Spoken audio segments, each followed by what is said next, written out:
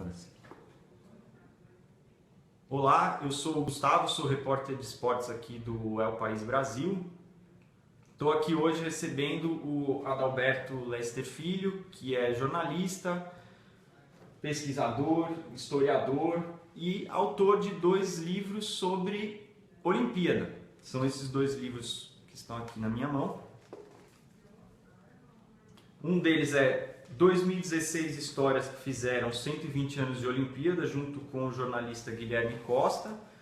E o outro, Gol de Ouro, a história do futebol nos Jogos Olímpicos, com o Luiz Augusto Simon, o Menon. Adalba, o famoso Adalba também, conhecido como Adalba. Obrigado por estar aqui com a gente. Queria que você começasse perguntando o seguinte, são 2 livros que saíram agora para falar sobre Jogos Olímpicos. Você, especialista, cobertura de vários eventos voltados para o esporte olímpico já há muitos anos. Como é que você está vendo? Você esteve já no Rio de Janeiro essa semana. Como é que você está vendo a cidade lá, os preparativos, esse ambiente da cidade, como é que está em comparação com as outras Olimpíadas que você esteve? O que dá para falar do Rio? Olha, normalmente a gente tem visto muita notícia ruim do Rio, né? É o Zika, a Vila Olímpica, a Austrália reclamou, o metrô não saiu, etc. De maneira geral, a gente também vivenciou esses problemas nas Olimpíadas passadas, né? Então, Atenas teve muito problema com instalações entregues de última hora.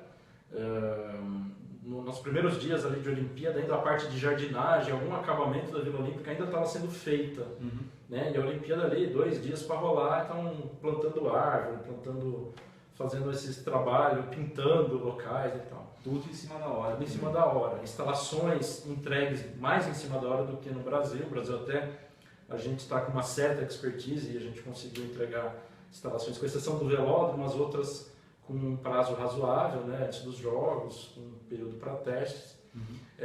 Pequim passou por alguns problemas muito graves, né? A gente olha, a Olimpíada de Pequim foi muito bem sucedida, ela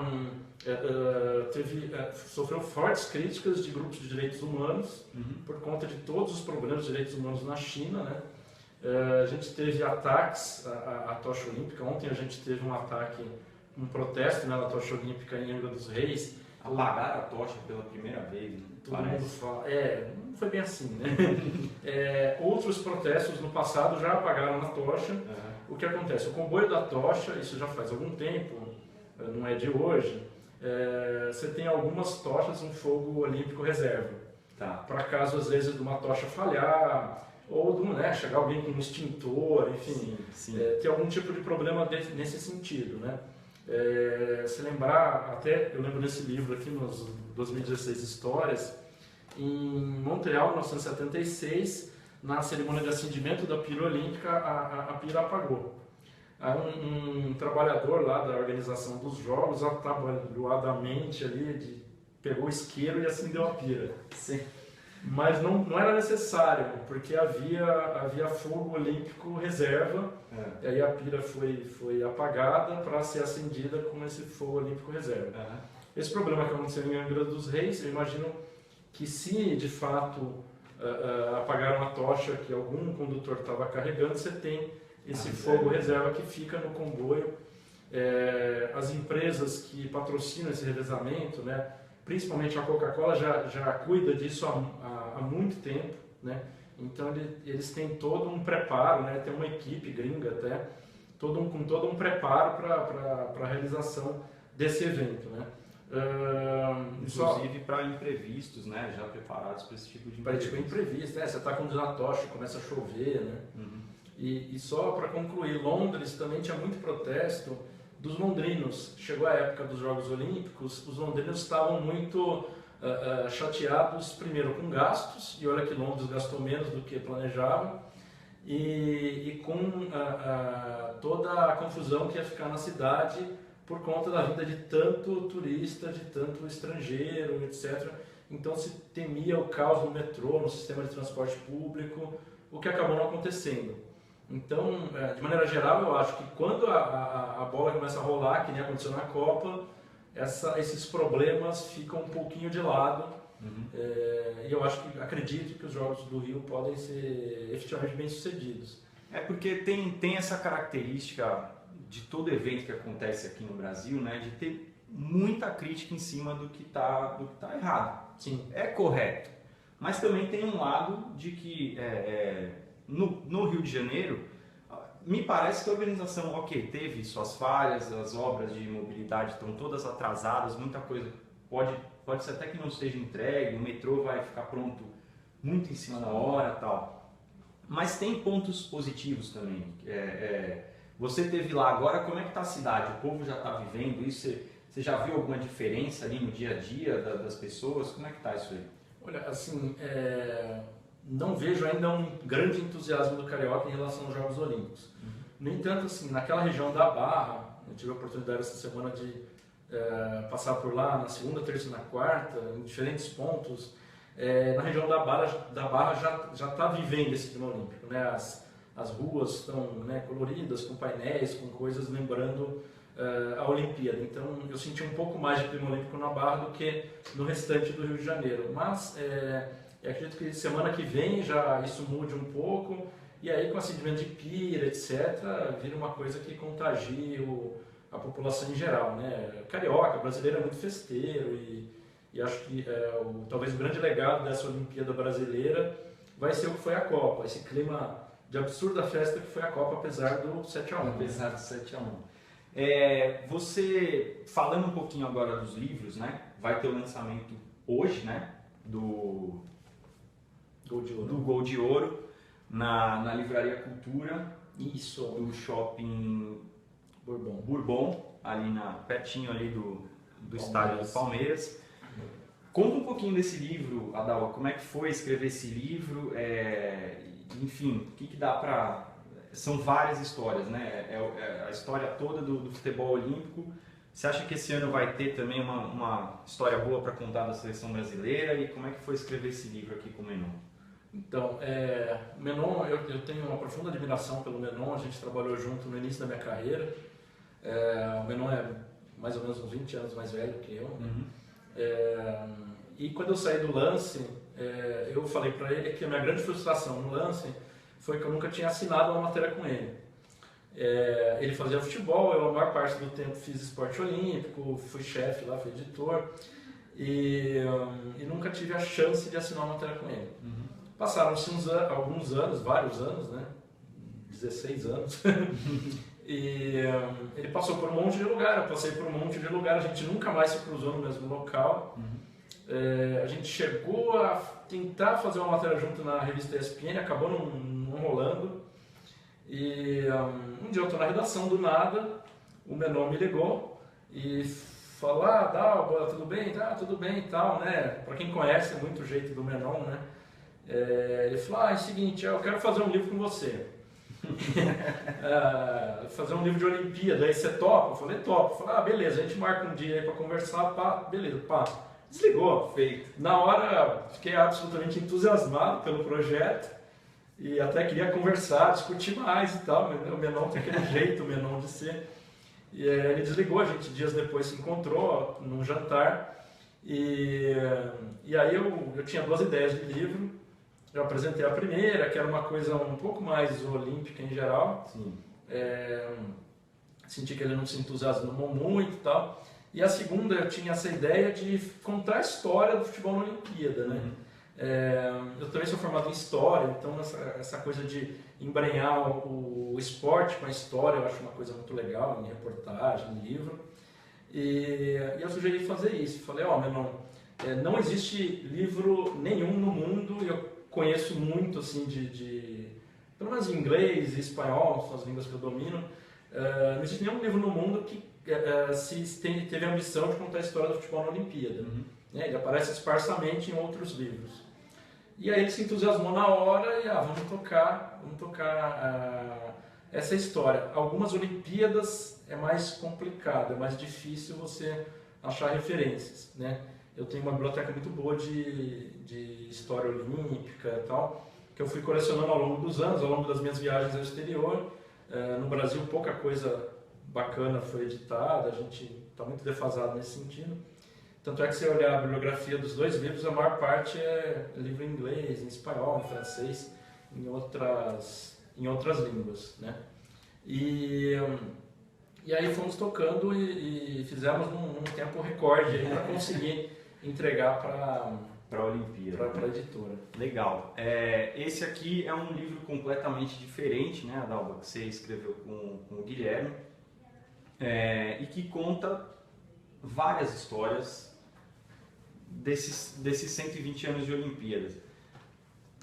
Você tem alguma aqui ou algumas que você consiga lembrar aí, que você falou, pô, essa história realmente a Olimpíada vale por isso aqui? É engraçado porque assim, o Gui já é um outro estilo de repórter, né? O Menon é um cara que tem um texto maravilhoso, etc. E o Gui é aquele moleque, eu conheci ele meio moleque, né, na TV Record, maluco por Olimpíada, conhece tudo sobre a Olimpíada, né? E aí a ideia, quando veio essa história de 2016, era tentar abarcar toda uma história longa e de várias modalidades, etc., da Olimpíada, e a gente tinha um número alto de coisas, de histórias para escrever. E aí eu acho que as 2016, que no início parecia muito desafiador, com o tempo ficou muito na cabeça nossa que dava para escrever mais 2016 histórias, assim, né? Algumas histórias que eu gosto muito, esse livro é dividido em 3 capítulos, né? Cada capítulo tem 672 histórias, né? Total dados 2016. O primeiro capítulo fala de regras, então são curiosidades sobre as regras de todas as modalidades olímpicas. O segundo capítulo é de história, um enfoque mais histórico. 36, Berlim, a Olimpíada de Hitler, a Guerra Fria e seu efeito sobre a Olimpíada, os protestos contra a Olimpíada na China por ONGs de direitos humanos. Então esse capítulo abarca mais esse tipo de história. E finalmente o terceiro capítulo fala de heróis. Então tá mais focado sobre os grandes nomes da Olimpíada, os grandes astros, os caras que fizeram feitos, façanhas memoráveis, etc. O que eu gosto particularmente é de trazer algumas histórias menos conhecidas, algumas histórias que a gente pega lá na nossa literatura estrangeira e tentar quebrar um pouco algumas coisas muito cristalizadas, né? Por exemplo, o Hitler saiu do estádio para não cumprimentar o Jesse Owens, né, um negro americano que havia acabado de ganhar a final do salto em distância. A história não é bem essa, né? Então, tentar mostrar tentar quebrar algumas histórias já muito cristalizadas e que, na verdade, não são tão verdadeiras assim, né? Então, acho que essa foi a grande sacada das 2016 histórias. Legal. A gente, para quem está chegando agora, estamos aqui recebendo o Adalberto Leicester Filho, que é autor desses 2 livros aqui que estão sendo lançados agora, na época de Olimpíada, Gol de Ouro, contando a história do futebol nos Jogos Olímpicos, e esse outro, 2016 histórias, fizeram 120 anos de Olimpíada. Vocês estão assistindo, se tiverem alguma pergunta para o Adalba, se tiverem alguma memória olímpica que gostariam de compartilhar, só mandar para a gente aqui. A Soraya mandou: a Copa do Mundo e as Olimpíadas refletem as boas políticas que o Brasil vem desempenhando nos governos Lula e Dilma. O brasileiro precisa ainda aprender a fazer parte do mundo e entrar pela porta da frente. Desejamos que o Brasil saia super bem. Acho que ela está falando um pouco dessa síndrome de vira-lata que a gente tem um pouco aqui. Sim. O que você pensa sobre isso, Adalma? Eu acho que esses mega eventos esportivos foram muito importantes para o Brasil se mostrar para o mundo. Talvez a Olimpíada e a Copa do Mundo hoje não tenham mais tanto sentido para um país como a Inglaterra, como a França, como a Alemanha. Por quê? Porque são países conhecidos, com economias consolidadas, internacionalmente fortes, com uma política externa relevante, economicamente bastante fortalecidos, com indústria, etc. Para países como Brasil, Coreia do Sul, China, esses países emergentes do mundo, a Rússia, né, que vai ter agora a Copa do Mundo em 2018, para esses países os mega eventos podem ser um excelente canal de não só de melhoria da imagem no exterior, como até de propagação da sua imagem no exterior. Eu não tenho dúvida nenhuma que o legado da Copa, talvez o mais importante, vai ser uma atração maior de turistas ao Brasil. De mostrar que o Brasil é violento, mas o Brasil tem coisas legais e não é mais violento que nenhuma grande cidade do mundo, você tem que tomar aqueles cuidados. Mas, tem a Amazônia, tem o Pantanal, tem o Rio, tem Foz do Iguaçu, enfim, tem várias coisas legais, tem as praias do Nordeste, tem várias coisas legais para vivenciar, para curtir, tem uma gastronomia bastante rica. Então, a Copa e agora a Olimpíada, eu acho que vai mostrar esse lado do Brasil, né? E você traz um legado turístico que, por exemplo, Barcelona tem até hoje, né? A Olimpíada de Barcelona foi em 1992, né? Faz 24 anos, e eles têm esse legado turístico até hoje, tanto é que são o quarto ou a quinta cidade mais visitada da Europa. Né? Para Londres, Paris, Istambul, se não me engano mais alguém, que eu não me lembro agora. E há 24 anos, não são capital de país, enfim. Então, a Olimpíada foi muito bem sucedida nesse sentido, né? De trazer um legado turístico para a economia local. Né? Tem uma pergunta aqui da Amanda. Na opinião de vocês, qual foi o momento mais relevante do Brasil na história da Olimpíada? Tem algum que você possa dizer assim, esse aí foi, até hoje, é o maior momento do Brasil? Olha, eu gosto muito de atletismo, e o atletismo é o esporte base da Olimpíada. A gente tem muito pouca conquista no atletismo. Difícil eleger um só, mas eu acho, por exemplo, o bicampeonato olímpico do Ademar Ferreira da Silva, com recordes mundiais, uma coisa muito relevante. Né? Até hoje ele é visto como um dos maiores saltadores da história. O título do Joaquim Cruz em Los Angeles 84, nos 800 metros, é o único título do Brasil em pista. E a gente, quando vai para o exterior, é um nome que até hoje as pessoas, os repórteres de esportes e tal, lembram, conhecem e respeitam. Eu vi uma enquete na Olimpíada de Londres, eu vi uma enquete entre especialistas em atletismo, né? No mundo, elegendo um pódio olímpico da história. E nos 800 metros, o pódio olímpico colocava o Joaquim Cruz em primeiro lugar. Uma coisa muito relevante, porque é o nosso único ouro em prova de pista. Sim. Né? E a Malrin, que foi, eu estava lá e eu fiz essa final, e foi um dia que eu trabalhei 24 horas seguidas, foi uma loucura. E a Malrin foi sensacional, porque era o primeiro ouro de uma mulher brasileira no atletismo, um dos primeiros ouros de uma mulher brasileira, era o primeiro ouro de uma mulher num esporte individual, né? A gente só havia tido em esporte coletivo. Então, tinham vários fatos muito marcantes naquela vitória, e não é que ela disputou uma prova mais fácil, não, tinha adversárias de muito renome, ela ganhou de uma campeã olímpica, então foi também uma final muito inesquecível. Mais ainda para mim, porque eu estava lá. Né? Agora falando um pouco de um outro aspecto que também está preocupando bastante os brasileiros, enfim, que é o risco de atentado. Sim. E tem uma pergunta do Fábio Henrique aqui: será que o Brasil está preparado para o risco de atentados terroristas? A gente tem, enfim, a gente está com a Maria Martim lá no Rio, que é a nossa repórter, que está lá vivendo também esse dia a dia, trazendo um monte de história, e parece que a preocupação passou, não é mais com o crime organizado, né? Mas está sendo chamado de lobo solitário, né? Que é esse cara que vai e uma pessoa só faz um estrago grande. Será que a gente está preparado para isso, para combater esse tipo de ação? Então, hoje a segurança em Jogos Olímpicos, Copa do Mundo, ela é muito multipaís, né? Então você usa serviços de inteligência de nações mais preparadas, né? Inegável que Estados Unidos, Inglaterra, França são mais preparados que o Brasil para lidar com o problema do terrorismo. Por quê? Porque o Brasil não tem um histórico de ataques terroristas. Sim.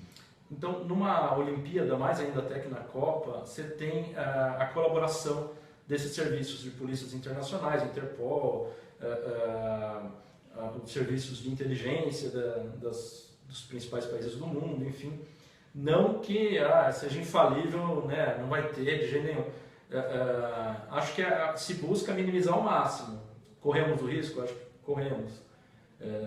Eu cobri minha primeira Olimpíada em Atenas em 2004. Foi a primeira Olimpíada após 11 de setembro. E tinha um clima absurdo de segurança naquela edição dos Jogos Olímpicos. Não teve nada. Pequim tinha um medo enorme, né? De tudo quanto é lado, né? De opositores da China, de terrorismo de países do Oriente Médio, enfim. Também não aconteceu nada. Londres era um fiel aliado dos Estados Unidos em todas essas guerras no Oriente Médio, também não aconteceu nada. É infalível? Não, não é infalível. Mas se o Brasil talvez não tenha tanto preparo para lidar com o problema, esse problema na verdade é lidado por todas essas polícias e serviços de inteligência estrangeiros, né, que colaboram com a segurança. Não está só na mão do Brasil, então, né? Porque muitas vezes fica essa impressão também de que é a gente que tem que cuidar de tudo aqui, mas na verdade tem países que têm mais experiência com esse assunto que estão ajudando. E é saudável, né? É saudável que tenha essa colaboração internacional, porque tudo bem, a Olimpíada é aqui, mas um ataque terrorista pode matar americanos, ingleses, né? outras pessoas de outras nacionalidades. Então é importante realmente essa colaboração internacional. Legal. Para quem está chegando agora, a gente está aqui com o Adalberto Leister Filho, que é autor desses 2 livros aqui sobre Olimpíada, e agora perguntando um pouco mais sobre esporte, sobre pista, sobre o que vai acontecer lá na hora do vamos ver. Quais são suas esperanças de medalha? Quem que você acha que está preparado, brasileiro, para ser campeão olímpico? Arthur Zanetti, a seleção feminina, masculina de futebol? Quais são suas apostas, Adalberto? Olha, a gente diversificou muito as modalidades, né? A gente tem atletas candidatos à medalha em muitos esportes até que a gente nunca ganhou medalha. Eu acho esse projeto do Ministério do Esporte e do Comitê Olímpico do Brasil, do tal do 10º lugar, acho um pouco ambicioso demais, não acredito. Não acredito nessa posição, mas óbvio, por jogar em casa, o Brasil vai ter algumas facilidades, né? Vai ter o apoio de torcida, de família, vai estranhar menos o local de competição, então tudo isso tende ao Brasil a conseguir uma campanha melhor. Minhas apostas no atletismo, a gente tem uma aposta única na Fabiana Müller, embora muita gente fale, ela é amarelona, etc., eu acredito nela, ela está numa temporada muito boa, fez uma temporada muito boa no passado, só que é uma prova também, tem 5, 6 atletas que podem ganhar medalha, né? Os nossos times de vôlei, que já foram dominantes, né, tanto masculino quanto feminino, não estão no melhor momento, né? Tem alguns pequenos problemas de ajustes e até de geração, de gente boa que aposentou, e eu não me estranharia se um deles, pelo menos, nem subisse ao pódio. Embora as pessoas, no geral, sempre, vôlei, acha que Exato. a gente pelo menos vai estar numa final e tal. Possivelmente sim, mas não será uma tarefa tão fácil quanto se imagina. O judô, sem dúvida, deve ser o carro-chefe, mas o judô depende muito de uma campanha boa nos primeiros dias, porque você tira o peso nas costas da equipe. É engraçado isso em mundiais de judô, em competições grandes. Quando o Brasil ganha a medalha logo no primeiro dia, como aconteceu em Londres com a Sara Menezes, você tira esse peso e o resto da equipe faz uma campanha melhor. Quando no primeiro dia não ganha nada, no segundo nada, no terceiro nada, começa... A pressão fica um pouco maior. Fica um pouco maior, às vezes até de chegar no último dia sem medalha. Né? Então vai ser fundamental, nessas categorias de peso mais leve, a gente conseguir pelo menos uma medalha, um bronze no primeiro dia, para tirar esse peso das costas do resto da equipe. Eu vejo boas possibilidades também em canoagem, tiro com arco, no handball, no nosso basquete masculino, também tendo ali 8, 10 seleções com possibilidades e o Brasil sendo uma delas, enfim. A gente tem um leque mais amplo da história das nossas participações olímpicas, a gente tem agora nos Jogos do Rio de Janeiro. Tá. Ale Silva, e você não se corrige, o correto é dizer o que, Ale? Manda de novo que passou aqui, eu não vi, mas acho que o Ale ficou meio incomodado da gente falar da síndrome de vira-lata do Brasil, enfim. Sim. Mas querendo ou não, é uma coisa que é real, né? No dia a dia a gente vê, mas é legal também ressaltar os pontos positivos que tem na cobertura. Falando agora, Dalva, desse escândalo de doping da Rússia, sim, né? Você acompanhou isso de perto. O que você pode falar sobre isso, assim, explicar pra gente qual é o impacto disso na Olimpíada do Brasil, não contar com o atletismo da Rússia, e se você achou justo o Comitê Olímpico ter permitido que o resto da delegação russa viesse aqui para o Brasil. Certo. Não achei. Eu teria punido o país inteiro. Infelizmente deve ter atletas limpos da Rússia que seriam punidos com isso, né? No passado a gente já teve atletas punidos por boicotes políticos, por exemplo, né, nos anos 80. Mas um país que sistematicamente dopou atletas, encobriu exames, que no relatório lá se descobriu que eles manipulavam amostras de urina para colocar uma urina sem nenhum resquício de droga, para os atletas russos não serem flagrados, né, nos Jogos de Inverno de Sochi, em 2014, né, a última edição da Olimpíada, né, a Olimpíada de Inverno. Uhum. Então, eu acho que a Rússia merecia uma punição exemplar. E essa punição exemplar seria, pela primeira vez, tirar um país dos Jogos Olímpicos por causa de doping, o país inteiro. Porque aí seria uma punição muito forte para uma potência olímpica, que a Rússia é, e isso poderia causar um impacto em outros países que tenham políticas ou façam coisas parecidas. Uhum. A ausência do atletismo russo, ela só vai causar privilégios, na minha opinião, para os Estados Unidos. Porque no atletismo, os únicos países que de fato têm equipes de atletismo são Estados Unidos e Rússia. Uhum. O que eu falo equipes? Porque tem atletas fortes em praticamente todas as provas, né? Uhum. As provas de saltos, de pista, de arremessos e lançamentos. Então só Rússia e Estados Unidos têm atletas fortes em quase todas as provas. O que a gente tem, a Jamaica é muito boa em provas de velocidade, o Quênia e a Etiópia são muito bons em provas de fundo, né, de distâncias mais longas, o Brasil se destaca em saltos, mas os únicos países que têm de fato equipe de atletismo são Estados Unidos e Rússia. Sem a Rússia, Estados Unidos vai nadar de braçada. Vai nadar de braçada. Tá. Fábio Henrique, e você acredita que o ouro olímpico vem do futebol masculino ou a camisa vai pesar novamente? Provavelmente o Fábio tá com medo de um novo 7-1. Eu acho difícil um novo 7-1, né? Pelo menos eu espero. Acho que o Brasil tem muito boas possibilidades nessa Olimpíada. Tanto pelo fato de jogar em casa, quanto da gente ter tido escolhas interessantes para os atletas mais velhos, né? Uhum. Os 3 atletas mais velhos, o Fernando Prazo, o Neymar e o Renato Augusto, né? Em cada posição do campo, né? Defesa, meio campo e ataque. Então dá para se fazer uma coisa equilibrada. Lógico, tem que se ver se esse elenco vai funcionar como time. Se funcionar como time, eu acho que o Brasil tem grandes chances, porque não tem Messi, não tem Cristiano Ronaldo, então essas grandes estrelas também que decidem não vão estar. E o Neymar, que é a nossa grande estrela, que ainda carece de um grande título pela seleção brasileira, né? Ganhou a Copa das Confederações, mas embora tenha uma certa importância, a gente já ganhou muito esse torneio, enfim, não tem tanto peso quanto seria o primeiro ouro olímpico ou um título da Copa do Mundo, né? Então acho que é a grande chance dele de se firmar como grande nome, como um nome vencedor na seleção brasileira. Você concorda com essa tese, essa linha de pensamento que diz que é a segunda chance de Copa do Mundo aqui?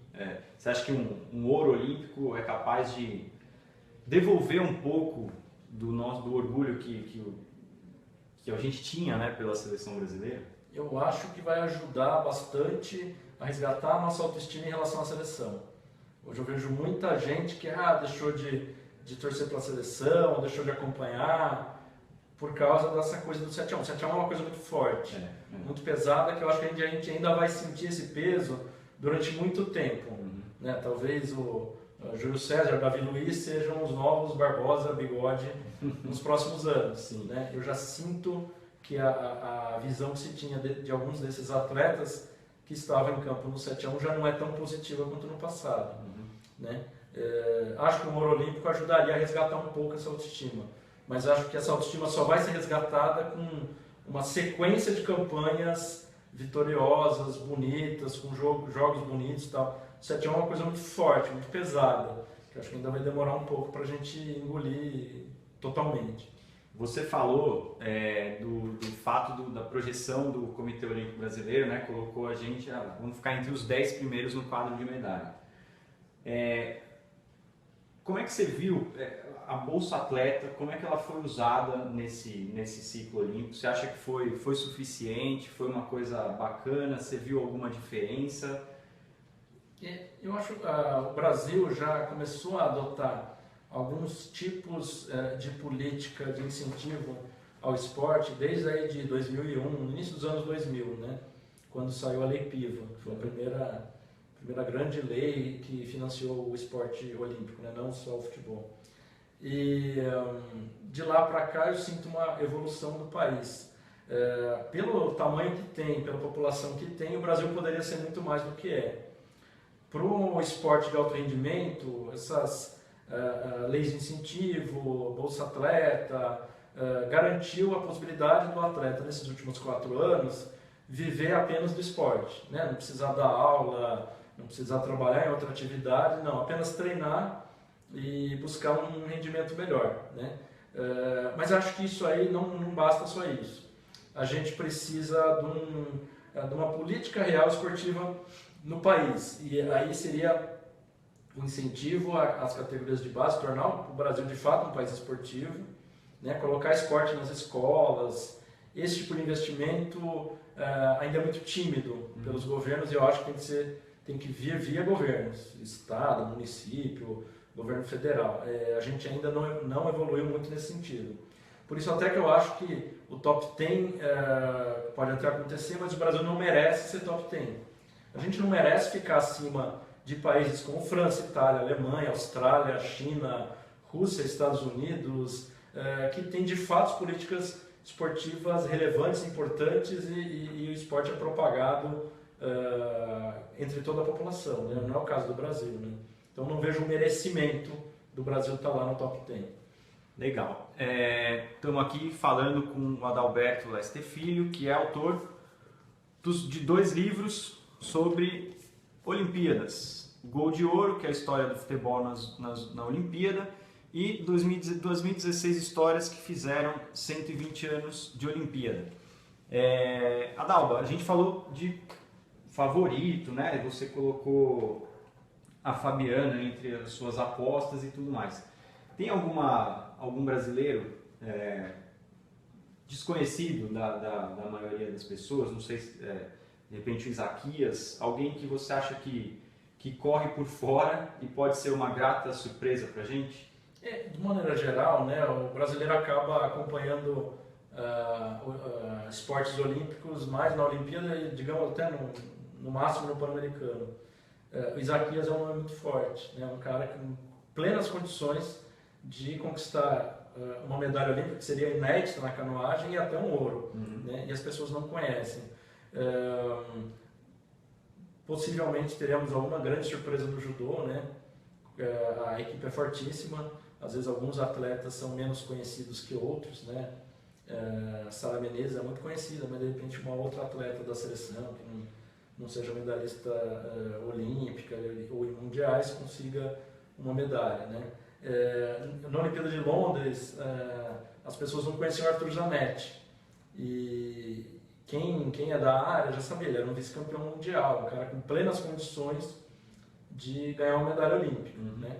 E na prova dele, nas argolas, era ele e o chinês, né? O chinês era sempre campeão e ele sempre o vice. Sim. Então era uma aposta meio certa que ele ganharia uma medalha e seria a primeira da ginástica artística do Brasil. E por sorte, em Londres, o chinês não foi bem, errou, e ele acabou ganhando ouro. É engraçado que ninguém conhecia ele, mas para quem é da área, para quem acompanha, etc., era um cara que era uma aposta quase certa. Né? E você tem alguém assim, algum nome que você aponte? Acho que Isaquias. Isaquias é o cara certo para a gente esperar, né? Falando agora um pouco desse livro aqui, o Gol de Ouro, vai ser o lançamento hoje na Livraria Cultura do Shopping Bourbon em São Paulo. Tira uma história pra gente aqui bacana ou não tão bacana você pode falar que foi marcante no futebol da Olimpíada. Eu gosto muito de esporte, gosto muito de futebol, particularmente como todo brasileiro, né? É legal resgatar algumas coisas. Por exemplo, a gente tem uma visão da Hungria de Puskás, né, do grande craque dos anos 50, Puskás, como um time perdedor, né? Pela imagem que a gente tem da equipe favoritíssima na final da Copa de 54 e que acaba perdendo para a Alemanha, né? Em 52, que é a primeira grande competição que essa Hungria de Puskás vai jogar, são os Jogos de Helsinki, na Finlândia, e eles ganham ouro. Então, esse capítulo, a gente tenta mostrar que a Hungria de Puskás era sim um time vencedor, ele ganhou um ouro olímpico, né? As pessoas em geral têm uma visão, o Messi é um cara que é um perdedor na seleção, né? O Messi é campeão olímpico, levou a Argentina a um título olímpico, isso é muito relevante, é muito importante uma medalha de ouro olímpica no futebol. Sim. Por mais que, lógico, que a Copa do Mundo, né, seja o grande torneio da FIFA, etc., mas é muito relevante. O torneio olímpico de futebol não é fácil, tem sempre equipes muito, muito complicadas e às vezes aquelas surpresas africanas, né, que o Brasil sofreu tanto em Atlanta 96, Sydney 2000. Então, tentar mostrar que o Puskás, craques como o Puskás e o Messi, não, são sim vencedores por suas seleções. Tiveram conquistas relevantes, né? A Olimpíada é uma conquista... Sim, que a gente não conseguiu ainda. Não conseguiu, exatamente. Bom, a gente está encerrando então a conversa aqui com a Dalva, só relembrando, lançamento hoje do Gol de Ouro no Shopping Bourbon, na Livraria Cultura, e para quem quiser também saber histórias muito legais aí dos 120 anos de Olimpíada, o Adalva também está lançando esse livro 2016, Histórias que fizeram 120 anos de Olimpíadas. Bom, a gente, só relembrando aqui, tem um botãozinho aqui em cima na tela, quem quiser continuar recebendo os avisos para as lives que a gente vai fazer aqui no El País, é só assinar o nosso canal. Adalva, muito obrigado por ter vindo aqui. Obrigado pelo convite, em primeiro lugar. Deixa eu só acrescentar, o povo do Rio de Janeiro, a gente está lançando as 2016 histórias que fizeram 120 anos de Olimpíada, na próxima terça-feira, na Livraria da Travessa de Ipanema, a partir das 19 horas. Né? A gente vai estar ali na semana da Olimpíada, a Olimpíada começa dia 5, na sexta-feira, mas na terça a gente está lançando esse livro lá no Rio de Janeiro. Tá? Quem quiser, fica aí o convite. Obrigado. Até a próxima. Tchau, tchau.